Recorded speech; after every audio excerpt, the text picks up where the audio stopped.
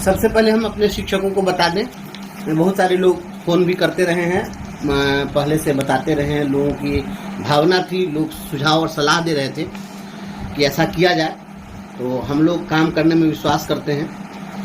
मामला जो high court में गया है, हम पूरा डिटेल बता देते हैं। बिहार सरकार ने 18/8/21 को, 2021 की बात है, ये 24 से अब लगभग मामला 2.5 साल पहले का है, तो 18/8/21 को अधिसूचना संख्या 857 के माध्यम से बिहार राजकीयकृत प्राथमिक विद्यालय प्रधान शिक्षक नियमावली 2021 जारी की।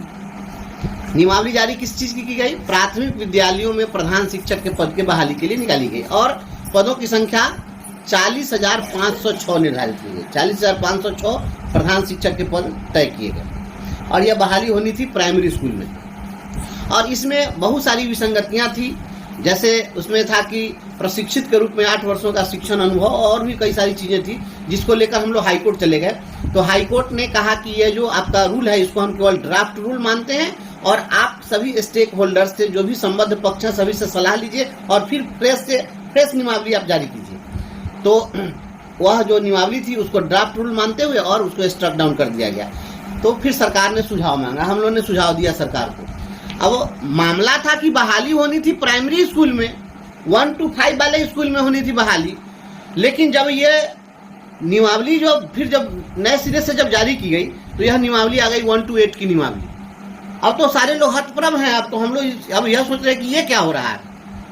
ये तो ठीक उसी प्रकार से है कि जब कोई आदमी अपने लड़का की शादी करता है तो लड़की देखने जाता है, तो धूर्त आदमी होता है, वह खराब लड़की को दिखा करके और बाद में अच्छी लड़की को दिखा करके और बाद में खराब लड़की से शादी कर देता है। तो लड़की बदल दिया, इधर नियमावली बदल गई। ये क्या हो गया? नियमावली जो आई थी वो नियमावली थी कि 1 to 5 का हेडमास्टर बनाना था, अभी करा 1 to 8 का हेडमास्टर बनेगा। ये तो हमको समझ में नहीं आ रहा, शिक्षा विभाग का इशारा पदाधिकारी से वो क्या हो गया है। ये नियमावली में हाईकोर्ट में आप कहे, पहले जो आप जारी किए तो कहे कि 1 to 5, अब जो नियमावली जब हाईकोर्ट जब इंटरफेयर कर दिया तो उसी नियमावली को आपको जब लाना था तो क्या सुझाव कोई मास्टर दिया था कि आप इसको 1 to 8 कर दीजिए और 1 to 8 कर सकते थे? यह बिल्कुल गलत नियमावली है। क्यों गलत है? क्योंकि 1 to 5 के स्कूल में जो प्राइमरी स्कूल है, उस प्राइमरी स्कूल में पहले से प्रधान शिक्षक या प्रधानाध्यापक का कोई पद नहीं था। तो ये नया पद सरकार अगर सृजित करती है तो ये ठीक है, चलेगा, कोई दिक्कत नहीं है। लेकिन जो 6 to 8 का जो स्कूल है, जहां पर मिडिल स्कूल है, उस मध्य विद्यालय के प्रधानाध्यापक का पद पहले से रहा है और ये जो पद थे ये प्रोन्नति से भरे जाने वाले पद थे। इन पदों पर सीधे बहाली नहीं की जा सकती है, लेकिन सरकार ने तो सीधे रिक्रूटमेंट शुरू कर दिया। ये हम आपको बताते हैं, ये नियमावली 2020 है, ये 2020 नियमावली है। और 2020 नियमावली को यदि पढ़िएगा तो 2020 नियमावली में कंडिका 4 में लिखा हुआ है कि प्राथमिक विद्यालय का मध्य विद्यालय में उत्क्रमण के फलस्वरूप पंचायत द्वारा नियुक्त पंचायत शिक्षक व स्वतः प्रखंड शिक्षक की प्रासंगिक श्रेणी में आ जाएंगे और उनका नियंत्रण पंचायत समिति के अधीन हो जाएगा। और इसी में आगे लिखा है कि मध्य विद्यालय के माध्यमिक विद्यालय अथवा उच्च माध्यमिक विद्यालय में उत्क्रमण होने के बावजूद कक्षा 1 से 8 तक के लिए नियंत्रण पंचायत समिति के अधीन ही रहेगा। तो एक बात तो इसमें लिख दिया कि जो 1 to 8 की पढ़ाई है वह पंचायत समिति के अधीन है, मतलब पंचायती राज के अधीन है। तो पंचायती राज के अधीन जो विद्यालय है, नियमतः इस विद्यालय में शिक्षा विभाग को बहाली का कोई अधिकार नहीं है। ये जो भी बहाली हुई है शिक्षा विभाग के द्वारा, यह इनको राइट नहीं था। और इसी के कंडिका आपको कंडिका 5 के 3 में लिखा हुआ है कि पंचायत प्रारंभिक शिक्षक संवर्ग में मध्य विद्यालयों में प्रधान अध्यापक के सभी पद प्रोन्नति से भरे जाएंगे। यह स्पष्ट इसमें लिखा हुआ है कि 1 to 8 जो ये कह रहे हैं, जो मिडिल स्कूल है, उस मिडिल स्कूल में प्रधानाध्यापक के जो पद हैं वो सारे पद प्रधान अध्यापक के सभी पद प्रोन्नति से भरे जाएंगे। ये खुद उन्हीं की नियमावली में है। देख लीजिए ये क्या हो रहा है बिहार में। जब खुद बिहार सरकार नियमावली बनाई और कह दिया कि मिडिल स्कूल में प्रधानाध्यापक के सारे पद प्रोन्नति से भरे जाएंगे, तो जब जो सारे पोस्ट प्रमोशनल पोस्ट हैं, तो once the post are declared promotional post, तो फिर उस पर डायरेक्ट रिक्रूटमेंट कैसे हो सकता है? ये तो कॉन्स्टिट्यूशनल मामला बन गया। और आपको बता दें कि आगे हम लोगों ने केस किया था, उस केस में था कि हमको प्रमोशन दीजिए।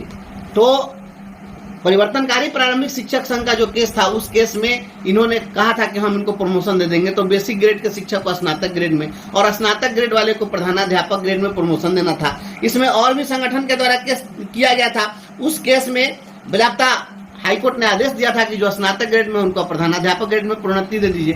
तो आपको हाईकोर्ट कहा प्रमोशन देने के लिए, तो आप प्रमोशन नहीं दीजिएगा, आप विशिष्ट शिक्षक कबड्डी खेलिएगा। आई क्या कर रहे हैं, प्रमोशन देना था तो प्रमोशन नहीं दिए और अभी कबड्डी खेल रहे हैं कि ना आप डायरेक्ट बहाली करेंगे। हाईकोर्ट को सुपरसीड कर रहे हैं, हाईकोर्ट को आप सुपरसीड नहीं कर सकते हैं। और इसी मामले को लेकर टीम परिवर्तनकारी की ओर से केस दायर किया गया है और उस केस में हमारे मुजफ्फरपुर जिला के महासचिव हिमांशु शेखर जी पिटिशनर हैं और एक केस संगठन की ओर से परिवर्तनकारी प्रारंभिक शिक्षक संघ की ओर से भी केस है। तो हमारी जो पूरी टीम है वह माननीय उच्च न्यायालय में है और कल चीफ जस्टिस के बेंच में माननीय मुख्य न्यायाधीश के द्वारा सुनवाई की जानी है। कल 27 नंबर पर हमारा केस लिस्टेड है और कल हम इन चीजों को वहां पर अपने अधिवक्ता के माध्यम से रखेंगे कि बिहार सरकार मनमाने तरीके से प्रधानाध्यापक के पद पर, प्रधान शिक्षक के पद पर बहाली करने जा रही है, या बिल्कुल बहाली गलत है। पहले हमारा प्रमोशन दो और उसके बाद जो बहाली करना है बहाली करो, लेकिन पहले हमको प्रमोशन देना होगा। अगर आप हमको प्रमोशन नहीं दीजिएगा, हाईकोर्ट फैसला देगा और आप उसको सुपरसीड करिएगा तो आपको अदालत में हम लाएंगे और जरूरत पड़ेगी तो सुप्रीम कोर्ट तक जाएंगे, लेकिन जब तक प्रमोशन नहीं होगा तब तक सीधी बहाली आपको नहीं करने देंगे। कल इसी बात की लड़ाई है और चीफ जस्टिस के कोर्ट में सुनवाई होनी है। तमाम शिक्षक साथियों से मैं अपेक्षा करता हूं आप सभी लोग इसी प्रकार से हौसला हिम्मत बनाए रखें, हम लोग लड़ाई को जीतेंगे और बिहार सरकार के हर गलत निर्णय को हम लोग न्यायपालिका के माध्यम से चुनौती देंगे।